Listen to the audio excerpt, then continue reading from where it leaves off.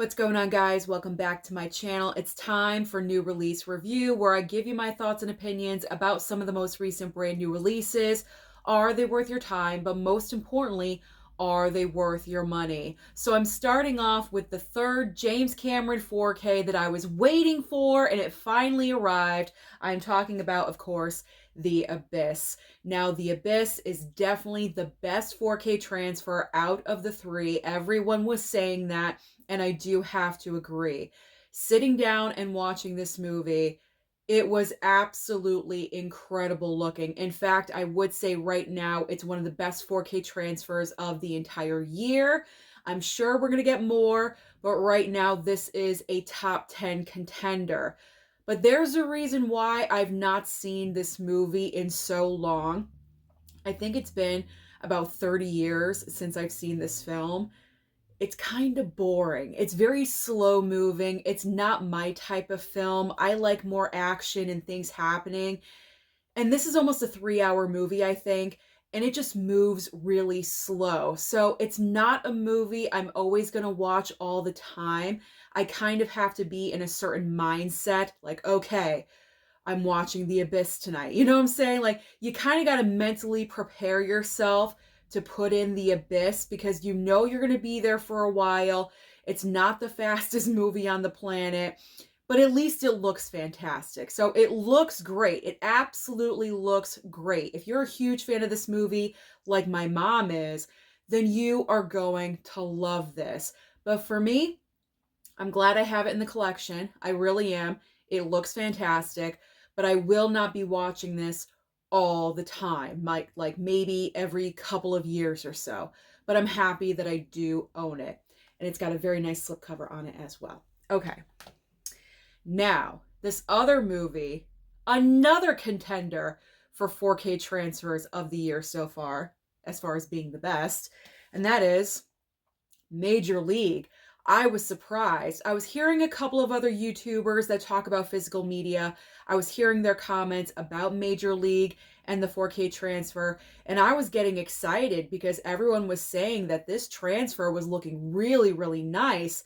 And to my surprise, they were correct. Wow, this transfer was great. It looked nice, crisp, clear, at least to my standards. Like I said in a previous video when I was talking about True Lies and also Aliens during that entire video, when I was like, you know what?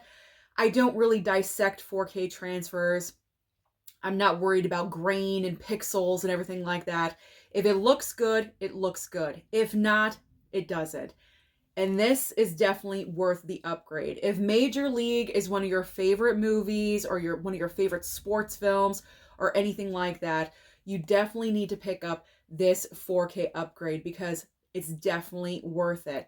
Now, as far as the movie goes, this was a first-time watch for me, and I enjoyed it. Some people were commenting that the first Major League film is kind of boring, but I enjoyed it. I was laughing. We were having fun with this movie, so I'm happy I picked it up. Very, very happy. That was a pleasant surprise. Okay, now we are going into the kind of meh, like murky waters of new release review. Ferrari. All right, we got Ferrari on Blu-ray here. Good thing this Blu-ray only cost $16 because I'd heard mixed reviews about this movie, but I did want to see it for myself and judge for myself, and this just does not live up to what I was expecting. This is a biopic about Enzo Ferrari, played by Adam Driver. Penelope Cruz right here plays his wife in the movie. Shailene Woodley plays his mistress. I think the real problem with this film, and this was directed by Michael Mann, by the way, and I expected more. I expected better from Michael Mann because he's such an amazing director from films in the past. So having this mediocre biopic was a little bit surprising. And I think the main problem here was that they didn't really pick a lane, so to speak. Talking about cars. They didn't pick the proper lane to go in. They were kind of caught between two storylines, caught between Enzo Ferrari's professional life and also his personal life, we're kind of going back and forth in between these two storylines with his cars and the racing and the tragic event that happened right at the very end. And then we have the other side of the movie, the other storyline where we're talking about his cheating on his wife and his affair with Shailene Woodley's character. I cannot say her name. With Shailene Woodley's character and the son that they had. So I think that might have been the problem, because they weren't totally focused on one side or another.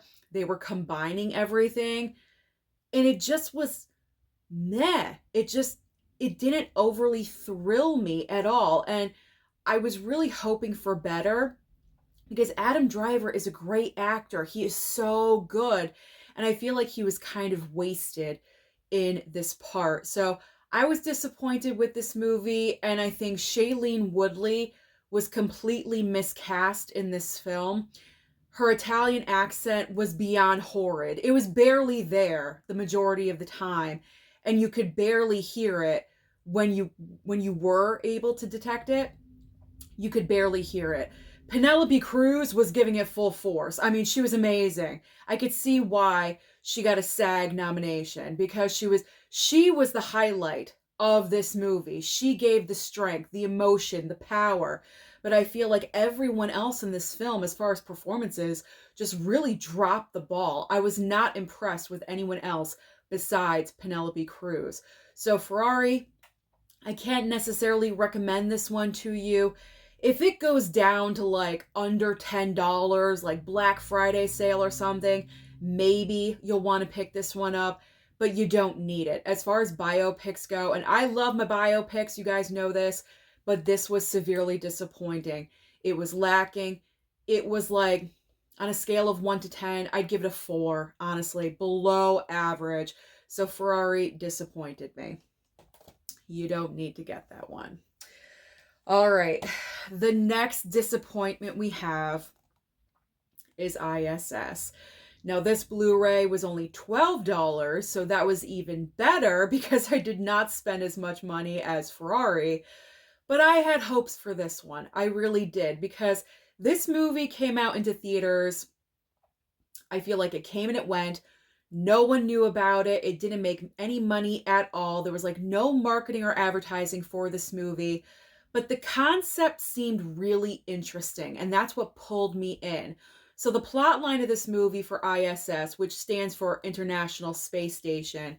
So on the ISS in this movie, you have Americans and you have Russians.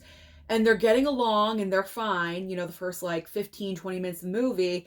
And then all of a sudden, they each get a message saying that they have to overtake the ISS because there's like a battle or a war happening down on Earth. All of a sudden, they're seeing it from the ISS, and they get this message that the Americans have to take over, the Russians have to take over. So then the Americans and the Russians have to turn on each other in the ISS. Now, this is a great concept. I thought that was a great concept. Like, what do you do? What's going to happen? You're in a very confined environment. Like, you're weightless. Like, how are you going to fight each other? I mean, there's a lot that you could have done with this. But I think the main problem with this movie is that it was too short. It was only about 90 minutes long. And I feel like with this film, with the concept that they were playing with, they needed a longer runtime to explore different scenarios and just different ideas. And it was kind of a little bit predictable with the way that they went. I'm not going to fully explain it because I don't want to spoil this for you in case you are interested in the movie, or maybe you have your copy and you haven't watched it yet. But I thought it was kind of predictable. I saw like the little twist in the movie coming, but this had potential, and it's disappointing is what I'm saying. So this one let me down. ISS let me down because this was a great idea. It did have it had it. They had the concept. They had all the tools to work with. They just needed to tweak it. They needed to tweak it a little bit more, so the script needed to, be rearranged and worked with, and they could have produced something really, really great, but it just did not get there. Ariana DeBose is like the quote unquote star in the movie. She's like the biggest name in the film. And I think that might have been a problem as well. Because if you don't have at least like one big star in the movie, you're not really going to have an audience, you know? So if their script was kind of lacking, they should have thought about that and maybe put in a couple of A-list stars, tried to get them in there. I don't know, like bigger names. Maybe that would have helped out. But I.S.S. disappointed again. Ferrari and I.S.S. disappointed me. I had my hopes up and it just didn't work. It didn't work. But like I said, at least they were cheap enough. So I'm not out a ton of money. So that's good. I mean, of course, I'm going to keep them. I probably will watch them again in the future, but it's not going to be for a while. Okay, the movie that did not disappoint me, that was my third favorite from last year, that should have gotten award recognition, at least nominations, is The Iron Claw. This movie is so fantastic. A24 delivers again with this film. This is the true story of the Von Erich family. They were in wrestling in the 80s, and this is such a true and tragic story that I had no idea about. And this is why I love movies and why I love biopics, because it really opens up your eyes to other people's lives and what has happened. Because I grew up in the 80s and 90s, and I had no idea that this family even existed. Now, granted, I wasn't huge into watching wrestling back in the day, but I always heard about people and things and sports and whatever, and never heard of the Von Erich family. And if you do not cry while you're watching this film, I don't think you're human at all whatsoever, because they fully believed that this family had a curse on them because of their name, because there was so much tragedy in their family. You would think this was made up, but it's not. This really, really happened. Zac Efron is amazing in this film. As I said before, his best performance that I've ever seen. His acting, but also the way he transformed his body, is absolutely incredible. All of them, the way they transform, but especially Zac Efron. Every single performance in this movie is fantastic. There is not a weak performance in the bunch, and you don't have to be a fan of wrestling to really invest yourself in this family and in what's happening, because you just grow so attached to the characters and the way that they're being portrayed. It is fantastic. So The Iron Claw, get it. Get it, get it. Don't even wait for a sale. This is like pick up right now. Go to blu-ray.com. Don't wait for streaming and pick this movie up, because you will not regret it. This film is fantastic. This was my third favorite. Oppenheimer and then Poor Things was my favorite. Last year was such a great year for movies, I thought. Oh my gosh. Just thinking about this film, I start like getting emotional. I tear up. I just watched it again the other night, and oh my gosh, it is so emotional. It takes you on an emotional ride, a roller coaster. Oh my God, you just need to see it. You have to see it to believe it. So get it, buy it right now. Don't hesitate. Okay. Run, don't walk. All right. All right, so now let's talk about some of the brand new Lionsgate steelbooks that were released. We had Cutthroat Island, First Blood, Last Blood, and also the Red 2-film pack. So I've only watched a couple of them so far. Last night we watched First Blood with my man Stallone. I mean, we do not have to get into this movie at all whatsoever. I think everyone has seen First Blood. I mean, it's Stallone. He's fantastic. Stallone is my man. He's one of my guys. I love him so much. I respect him as a person and also as an actor. And in this movie, he proves that he is a great actor, because a lot of people just look at Sly Stallone and they think, you know what? He's all muscle, no brain, but he's not. The final scene in this movie where his character breaks down is one of the best that I've ever seen from him. Absolutely. So this movie proves that Sly Stallone is such a great actor. He is way more than muscle.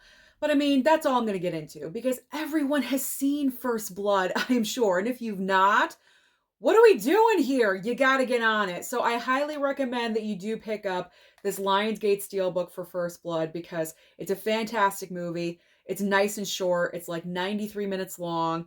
You know, you're in, you're out of there. Great script.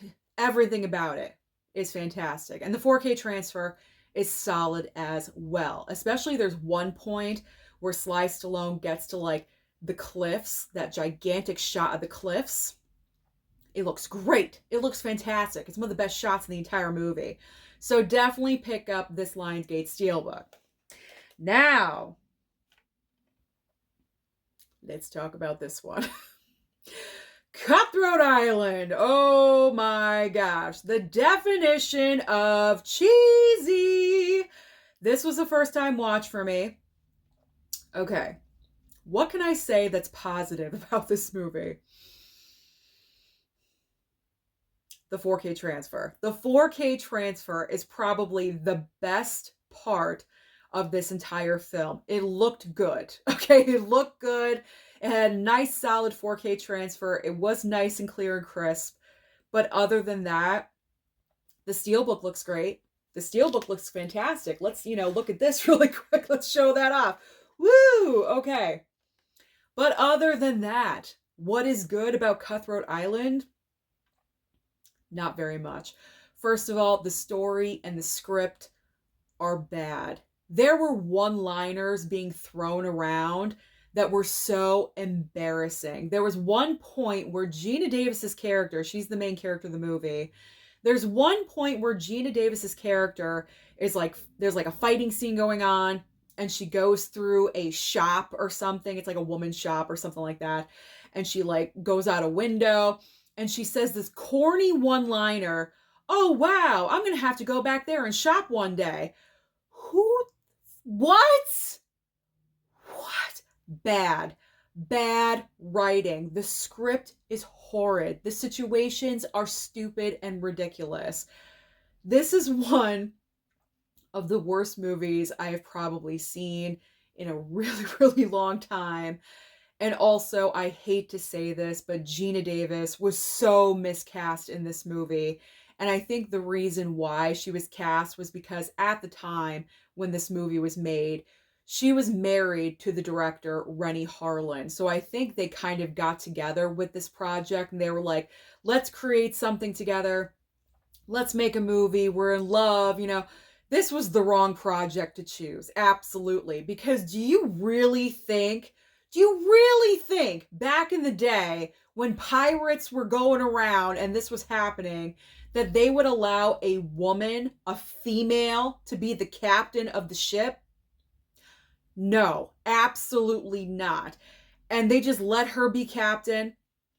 Like, there's no fight involved at all whatsoever. They're like, oh, sure, no big deal. Like, there's so many wrong, there's no accuracy. You know what I'm saying? Like, it's just so bad and wrong. The performances are horrible. Geena Davis, this is like one of the worst performances I've ever seen of hers. And then Matthew Modine, it's like, did you just forget acting school altogether? Like, he just left everything on the floor. Like, it was so totally awful. So totally awful. Is there anything else that I'm missing? Oh yeah, another thing that was bothering me. This is a little tiny detail, but this is something that makes the difference. And the reason why, like, Pirates of the Caribbean, that franchise, is believable, and this is not. What really got me with Thrat Island is the little small detail of the teeth. Everyone's teeth, not everyone, but like the main actors, Geena Davis, especially Matthew Modine, had perfect teeth. That's not realistic as a pirate. Like, Pirates of the Caribbean, every single one of those characters' teeth were gnarly, okay? Like, when you're sailing the seven seas out there, you're not focused on brushing your teeth. It's like hygiene is not a priority for you, okay? And these characters in this movie just seemed to have perfect teeth, like the majority of them. And it just really got on my nerves because that stood out. And I'm like, that's not real. That's not accurate. Where Pirates of the Caribbean, the majority of those people on the ship, they were looking haggard, okay? Like, that was real. It's those small details like that that really make the difference. And that stood out to me in this movie. I even said it while we were watching it. I was like, Mom, why does Matthew Modine have like the perfect smile right now? She's like, I don't know.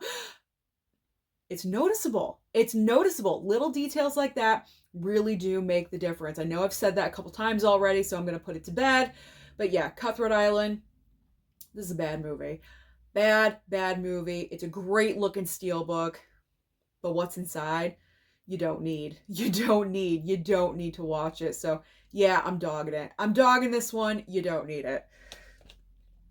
I'm trying to save you time and money. There's other things, quality programming you could be watching. Thrat Island is not one of those. Okay. Now we have steelbooks. The rest are steelbooks. So starting off with Mayhem 4K Steelbook. So did I enjoy watching this a second time? Because I did watch this movie previously. I had the Blu-ray. I wasn't overly impressed with the film. So what did I think my second round? I did enjoy it more, okay? I did enjoy it more. I was more invested. I was like kind of more prepared because I'd already seen it. So I already knew where the story was going and what was happening. The 4K transfer is solid. I will say that, especially with all the blood that's being shed in this movie. So the red really took over, and that's where the 4K transfer came in handy. So that looked good. But I will say, I think they could have done more with the film. I'm not really, it's kind of basic. You know what I'm saying? Like, Steven Yeun here is working in his corporation, and it's kind of like the scapegoat for something, so he gets fired, and then in the meantime, as his day's going on, he's got to leave the building by the end of the day or something like that, and this virus is like going around the building, making everyone crazy and sexual and like all this stuff. He encounters Samara Weaving, and they kind of like tag team and decide to take people out, but it's fun. It's a fun movie, don't get me wrong, but I feel like they could have done a little something more. I don't know. It just felt like it just was kind of on the basic level. So I did enjoy it more second time around, yes. But I don't know. It's not fulfilling. Is that the word? I don't know. I feel like there's something missing with this movie. I would have liked something more. So I don't know. At least I enjoyed it more. I recommend that you buy this. I do. But on a sale. I would definitely wait for a sale because, I mean, if you've never seen the movie before, you might be fine with it. I think it's just me personally with the wanting more stuff. But if you're just like a basic storyline, quick 90-minute, this is perfect for you. So you may want to wait for a sale. If you can grab it for less than $20, if it ever drops that low, then yeah, definitely pick it up. It's a great looking steelbook. I will say that. I like that. Okay, so I'm happy I picked that up and I did revisit that one. All right, so now we are getting into nostalgia from the 80s. Oh my gosh, I love my 80s nostalgia. With Kickboxer, Jean-Claude Van Damme. Oh, this is great. I had such a great time rewatching this one. I remember my dad would be watching Kickboxer. I would be like playing on the floor or something, or coloring on the dining room table or something, and my dad would be watching Kickboxer, and I would look at it and see it in the background, certain parts. I didn't really know what was happening in the movie, but it grabbed my attention and I would remember certain scenes, but this was like the first time that I've seen the movie in a really long time, and this was fun. It was a fun rewatch. It's total mindless entertainment. Jean-Claude Van Damme and his brother. His brother is a fighter, and he fights this certain, opposing contender, and he completely annihilates him to the point where he paralyzes him. So Jean-Claude Van Damme, he wants to get revenge. He wants to fight this guy, get the revenge for his brother. So I think they go to Thailand, if I'm remembering correctly. They go to Thailand to find this certain guy that can train him and get him prepared and get him ready. I mean, this is pure 80s cheese all over the place. I mean, even down to one moment where Jean-Claude Van Damme is doing like this little dance in a bar, and then he gets into a fight. I mean, this is cheesy Velveeta all over the place, but it's good cheese. It is good 80s cheese. So I really enjoyed watching this one again. And even though it's just a Blu-ray, it looked really, really good. So don't have any hesitation when it comes to Kickboxer. And you can pick this up for, I think it's like, what, $19.96 at Walmart. It's really cheap. It's reasonable. So pick this one up. You won't regret it. Okay. Little Monsters. First of all, the steelbook is fantastic. The bright colors that are used. I mean, come on, get out of here. Any steelbook collector would love to have this in their collection, but this was a fun revisit. I did pick up the Blu-ray from the Vestron line at Walmart for like $7.50. It was super cheap with a nice slipcover on it. But when I saw the steelbook, I knew I had to pick it up because it just looks so amazing. I mean, this is 80s nostalgia. Again, you have, Howie Mandel as the monster, Fred Savage, who discovers the monster, goes down to like the monster underworld and starts hanging out with all the monsters. And he goes with Howie Mandel's character and, messes up kids' homes and things like that. It's kind of like what you dream, what you want to do. Like, you always think like, I would love to do that as a kid. Fred Savage gets to experience that. And it's like, you're like vicariously going along with them and committing all these, these crimes, low-end crimes, but messing up houses and, causing chaos and everything.